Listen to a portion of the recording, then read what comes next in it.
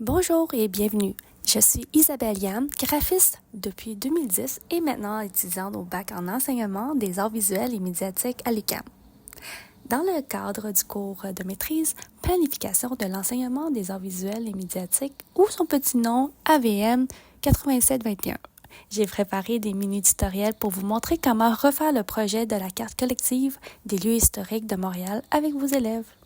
Pour commencer, nous allons créer un circuit sur Google Maps. Ensuite, nous allons créer une mise en page simple dans Adobe InDesign.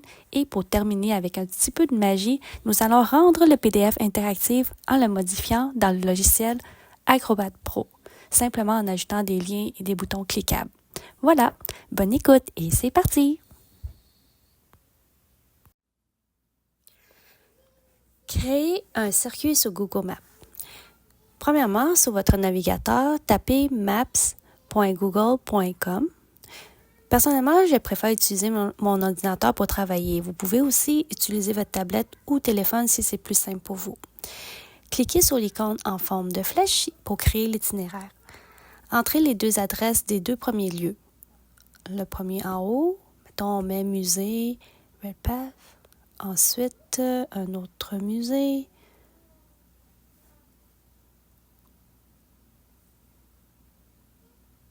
Juste en dessous, il y a un plus pour ajouter une nouvelle destination. On peut répéter cette étape autant que nécessaire.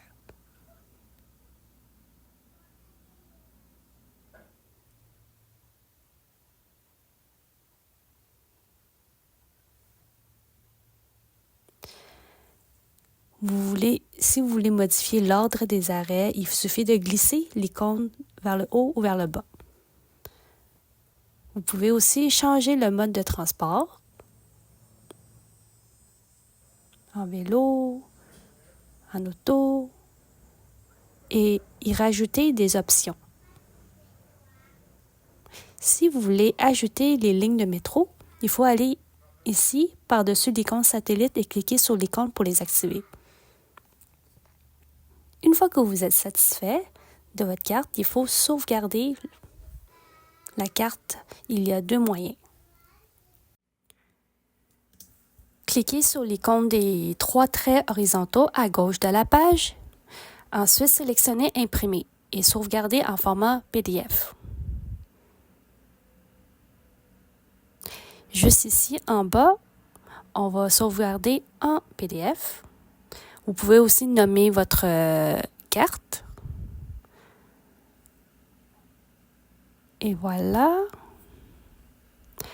Ensuite, il y avait une deuxième option, ce serait vous pouvez prendre une capture d'écran de la carte. Ça, c'est plus simple aussi. Voilà tout pour Google Maps. J'espère que vous avez apprécié. Dans la prochaine vidéo, nous allons travailler dans Adobe InDesign pour la mise en page.